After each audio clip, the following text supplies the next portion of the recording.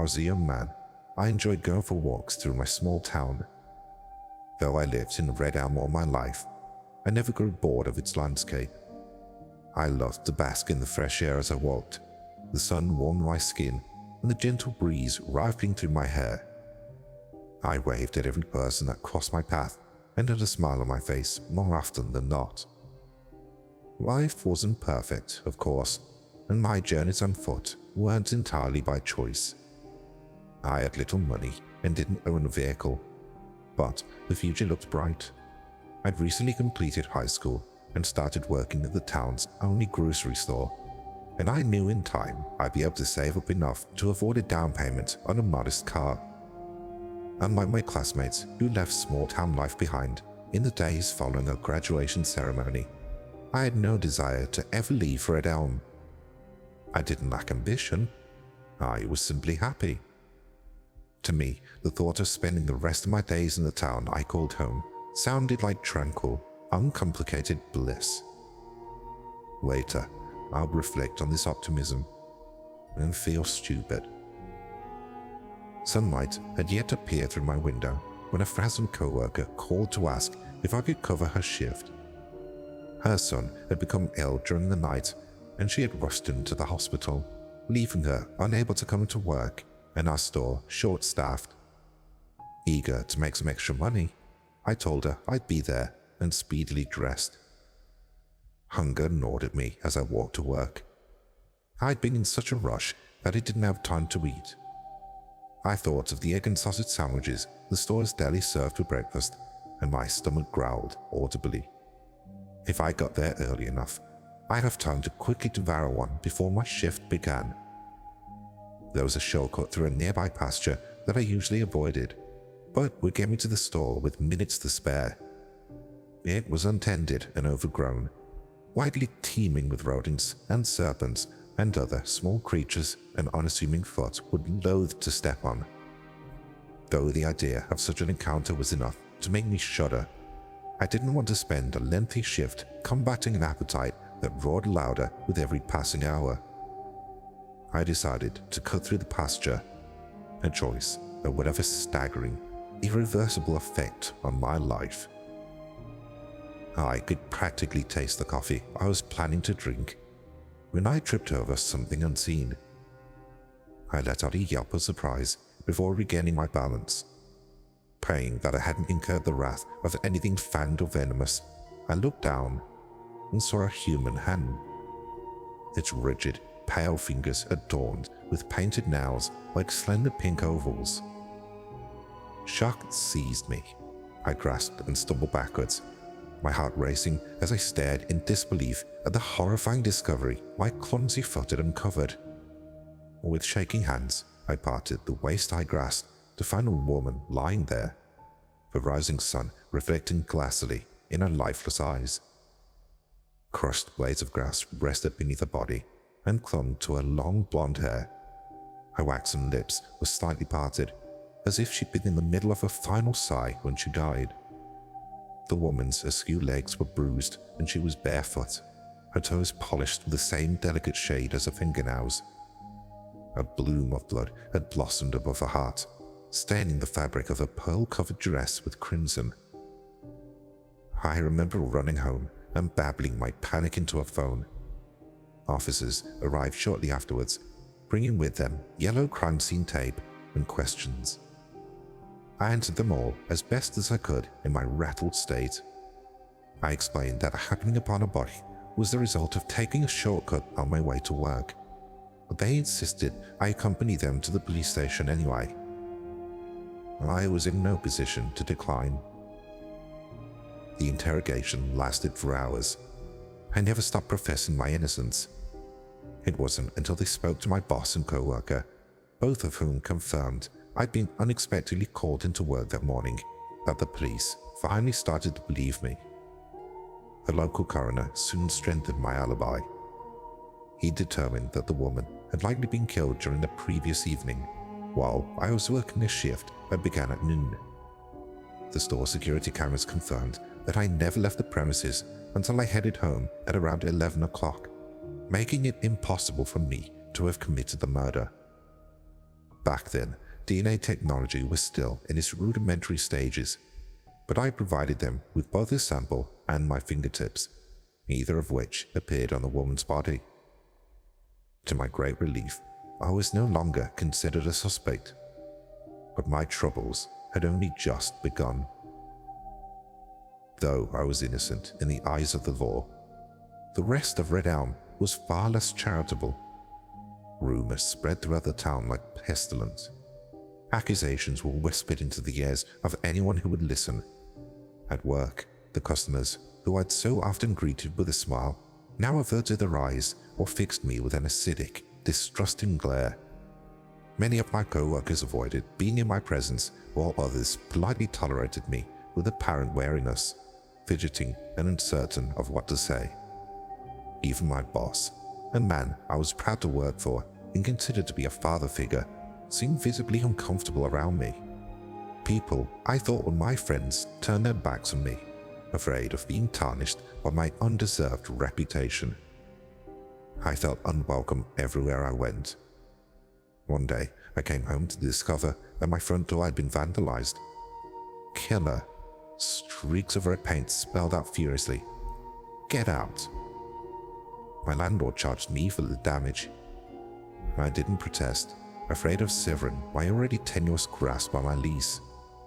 The stigma of renting to a purported murderer had him itching for a reason to be rid of me. I felt like I was wasting away with every passing day. The walks I'd once looked forward to now felt arduous. Every step that brought me near the pasture was a reminder of the tragedy I'd unearthed and how it had so drastically altered the course of my life. I thought of the woman constantly. What was her name? Where was she from? Did she have hopes and dreams and people who loved her before someone took her life and left her out to rot in unkempt grass?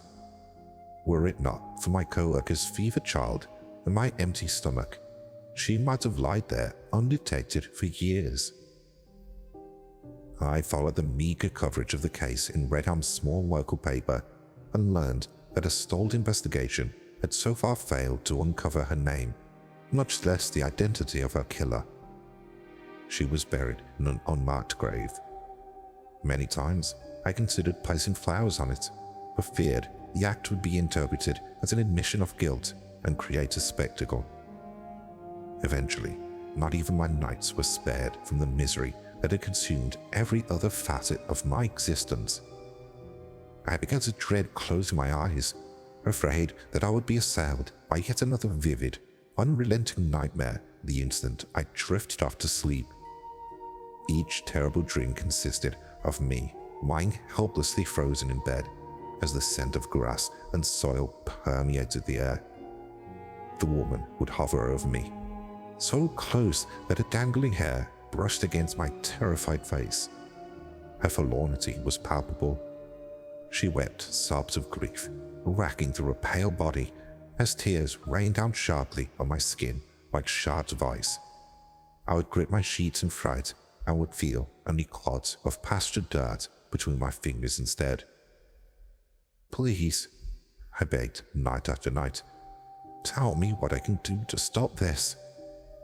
But she never said a word. The years dragged on, each of them lonely. As the internet's landscape grew, so did my desire for answers. One particularly melancholic afternoon, I worked up the courage to head to the library and use their computer. I glanced cautiously over my shoulder and held my breath as I typed the case information into a search engine, hoping to discover new developments. It was then that I learned the hideous rumors I'd been unable to shrug off for so very long had made their way onto local message boards, where they were pored over by prying eyes and subjugated to speculation. Nearly every post was filled with fantastical, outright lies. I saw him at the post office the other day. He gave me such an evil look. You think that's bad? A friend said she overheard him gloating about getting away with it when she was doing her grocery shopping. And to think they still let him work in that store. We can only hope that something strikes him down before he hurts someone else, if he hasn't already. I feel so terrible for that poor girl. Refresh my memory. What was her name again? I walked out of the library, went home, and packed my bags. Though I was sickened by the gossipers who had congregated to spread fabrications and stoke the salacious flames of outrage, the person I was most angry with was myself. I was a fool to have ever believed that I could have a second chance at life in Red Elm. My idolized view of my hometown had tainted my perspective. I saw now that the people of Red Elm would never forgive me for the crime I hadn't committed. No amount of patience would ever bring the finger-pointing to an end. The revelation was crushing, but freeing, for it allowed me to see that my only real option was to start over somewhere new. I drained my savings account and left town in the middle of the night, telling no one of my plans. I acquired a new name, using a method that wouldn't leave behind a trail for vultures to follow. Hair dye, glasses, and a scruffy beard disguised my features enough to render me unrecognizable. With my departure came a promise I made to myself, that I must never again look up the case online. I would never be able to move forward with my life so long as I continued to glance back at the ruins of my past smoldering behind me. When I laid my head onto the motel room pillow and closed my eyes, I expected to resume the familiar nightmares. To my great surprise, I slept peacefully for the first time in years. At the time, social media was limited to internet bulletin boards and blogs considered archaic by today's standards, making it easier to hide my former identity and harder for others to find me. I settled a few towns over and into another small community. I worked a series of odd jobs before discovering my hidden talent at carpentry.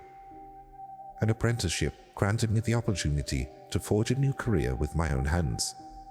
Soon, I'd earned my first contract and began to make more money than I'd ever made before. By then, the bad dreams had ceased entirely. Eventually, I met a woman named Claire when her family hired me to do some woodwork on their home. She was wealthy, educated, and well-traveled. In other words, we had nothing in common. But in spite of our differences, we fell deeply in love. Claire sensed that there was a darkness inside of me, though she never pressed for details. One night, I was on the verge of telling her everything, but she only shook her head and told me that whatever had happened back then didn't matter to her. It was the man I was today that she loved. I proposed shortly afterwards. We married and built a home together on a remote patch of land. I woke up every morning with the same sort of bliss I'd felt during those long ago days of my youth. There was always a fear that I'd be found out, that I'd lose everything I held dear all over again. Though I was happy beyond measures, I still lived each day in a state of caution, even as time marched on without incident. I never forgot about the woman in the pasture. How could I? But I held my ground and remained firm, and for almost 20 years, I never strayed from my vow. Then, I learned I was sick. My diagnosis was grim. I was informed I didn't have much time left, and that there was little that could be done besides keeping me comfortable. Life became a succession of pills and appointments. It wasn't long before I found myself bedridden. That's when the nightmares returned. The terror I felt when the woman reappeared in my dreams was indescribable. The years had done nothing to soothe her pain. They'd only made her angry. The tragic beauty she possessed that morning in the pasture had now withered away into a skeletal grimace. Her decomposed skin resembled thin parchment, as if the slightest touch would undoubtedly pierce through the fragile surface of her flesh and sink into the decaying organs inside.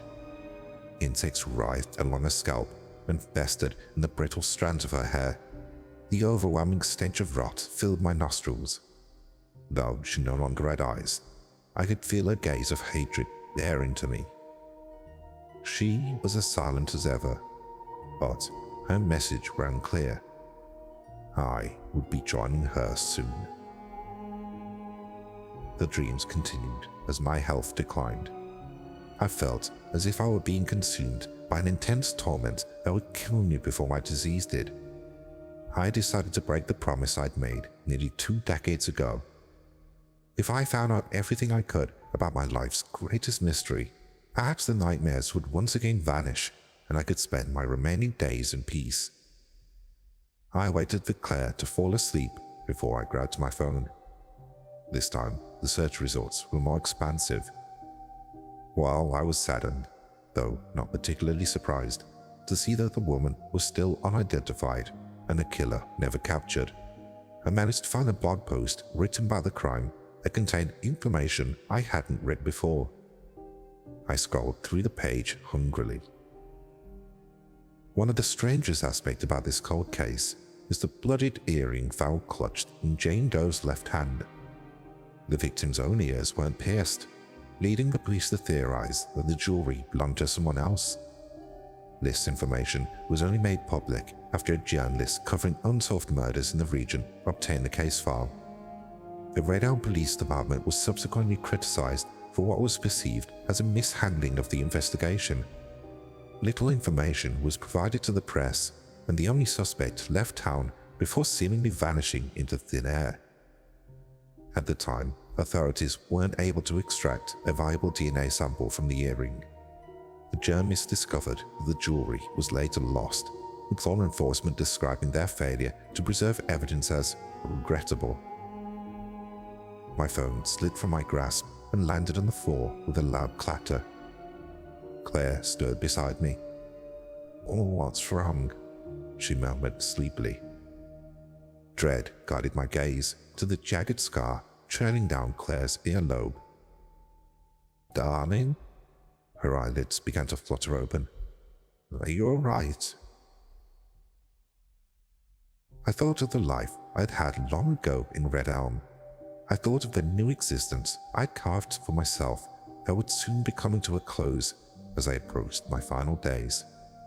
I thought of everything I'd lost and mourned, and everything that I'd gained and treasured. I thought of my wife, who I loved more than anything, and the woman in the pasture, who I'd never stopped thinking about ever since that fateful morning. "Why did you do it, Claire?" I asked softly. Her body stiffened. A feeling of doom washed over me.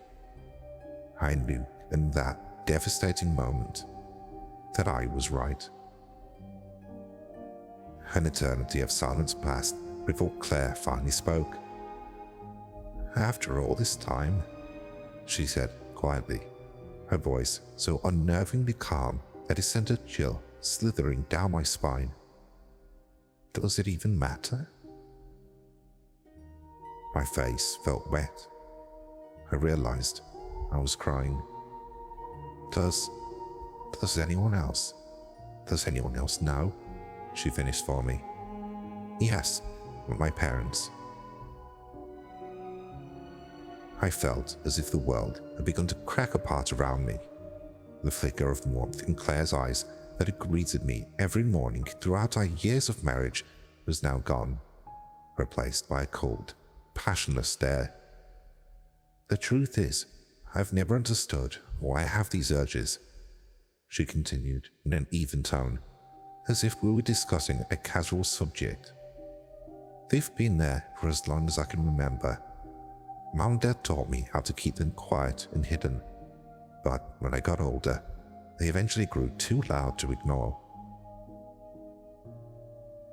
My heart pounded in my chest. I felt as if I couldn't breathe. "Who was she?" I asked dizzily. "A drifter passing through town," Claire answered with a shrug.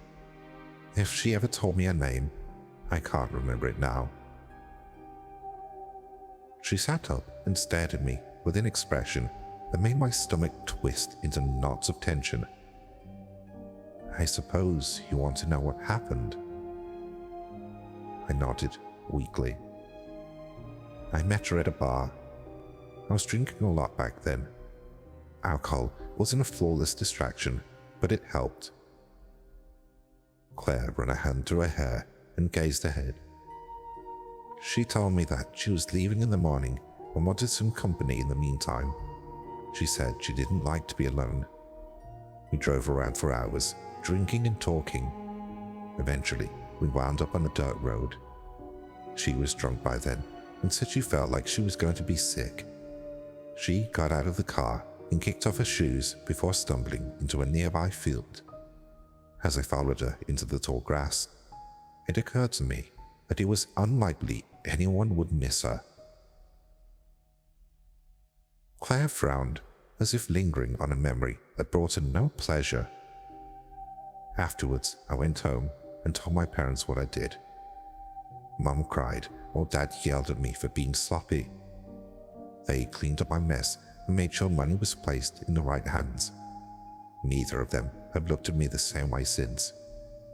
Mum wanted to send me away, but Dad... Claire sighed. You know how Dad is. He wouldn't hear of it. Anything to keep up appearances. Every fiber of my being trembled from a surge of emotions. Shock, betrayal, disgust. You ruined my life, I whispered. I know, Claire replied without hesitation, but I tried to make it right. I stared at her in confusion. Beads of sweat trickled down my forehead. What are you talking about? Claire raised her brows and gave me an incredulous expression, as if mystified at how I had failed to understand something exceedingly obvious.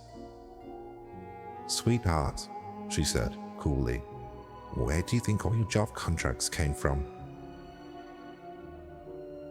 I felt as if a bucket of ice water had been flung into my face. Claire reached forward to caress me, and I recoiled, nearly becoming entangled in the sheets as I tumbled out of bed. Careful, Claire exclaimed. Remember what the doctor said about overexerting yourself? I've earned those contracts before I even met you, I gasped defensively, pain searing through my chest. Claire rolled her eyes. Why does it matter to you how you got them? Haven't you enjoyed making money? Didn't you feel like you deserved it after everything you've been through? I gripped my bedside table and shakily rose to my feet. You're lying, I protested falteringly, my skin so slick with perspiration that my bedclothes had grown damp. She shook her head. No, I'm not. We've been watching you ever since Dad's contact at the Redhill police station called to tell him that you were brought in for questioning. When you came here, it was the perfect opportunity to make life easier for you. Dad made certain you were given everything you needed for your career to advance. Why? Why would you do that? Because you staying content and busy meant you were less likely to think about questions that we didn't want to have answered. It worked, didn't it? My knees buckled. I braced against the wall to keep myself from falling. Is that why you married me?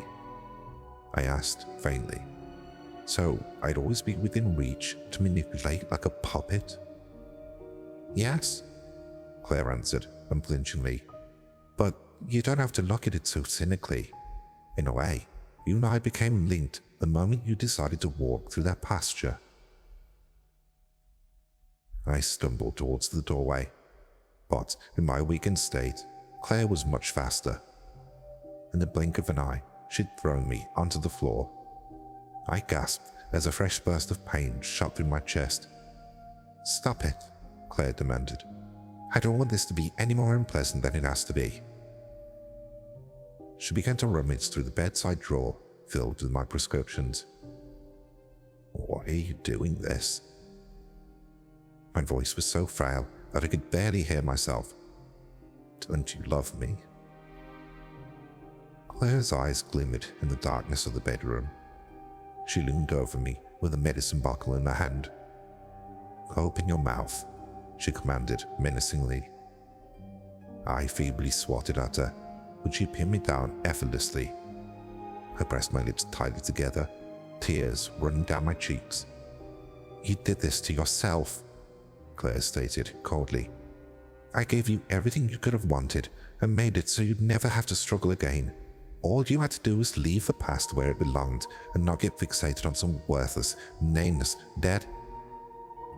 Suddenly, Claire froze. The bottle fell from her grasp and spilled onto the floor. "No," she whispered. "It can't be." I turned my head and saw the woman from the pasture creeping towards us, every bit as decayed and full of rage as she was in my dreams. I tried to scream, but the only sound that escaped my mouth was a rattling wheeze. Powerless to stop her, I squeezed my eyes shut in defeat and awaited whatever agony she would inflict upon me. But I felt nothing. When I opened my eyes again, I saw that the rotting woman had moved past me and was heading for Claire, who was now helplessly pressed against the wall, her face contorted into an expression of horror. I had never seen her afraid before. "Get away from me!" Claire shrieked. She leaped over my prone form and lunged for the doorway, only to scream when the woman sank her skeletal fingers into Claire's ankle. She fell to the floor and crawled into the hallway, leaving behind a trail of blood droplets. The woman followed. I shut my eyes again when I heard the sound of flesh tearing. Something wet dripped onto the floorboards. Claire's tortured screams rang throughout the house before she mercifully fell silent. I summoned what remained of my strength to slowly drag myself along the floor towards my phone. I was reaching for it when a gentle hand touched my shoulder. I looked up and saw the woman leaning over me. This time, she was spectrally beautiful. Her flesh was once again intact and smooth where it had been ruined by rot only moments ago, and her formerly withered features had been returned to her. The colorless death that had overtaken her in the pasture was now replaced with a warm glow radiating throughout her body. She smiled at me, her eyes full of sympathy and understanding. I knew then that she meant me no harm. "I'm sorry for what happened to you," I whispered. I looked down into the screen of my phone. There was no one I wished to speak to, no questions that I wanted to answer. I could already feel my life beginning to ebb away. I glanced back up at the woman. "I don't want to die alone," I told her. "Will you stay with me, please?" She nodded. By the time you read this, I'll be dead. After spending most of my existence either being disbelieved or having to hide, I've decided to dedicate my final hours to writing down my story. I want others to know the truth about what happened, not for my own sake, but because in an unmarked grave in a small, quiet little town, there lies the body of a woman who deserves justice. I implore you to never forget her. I am no longer scared to die, for I know that when I close my eyes for the last time, I'll find myself in Red Elm. It'll be just like it was when I was young. A peaceful smile will spread across my lips. I won't feel any pain, and the sun will shine on me once more. I'm coming home.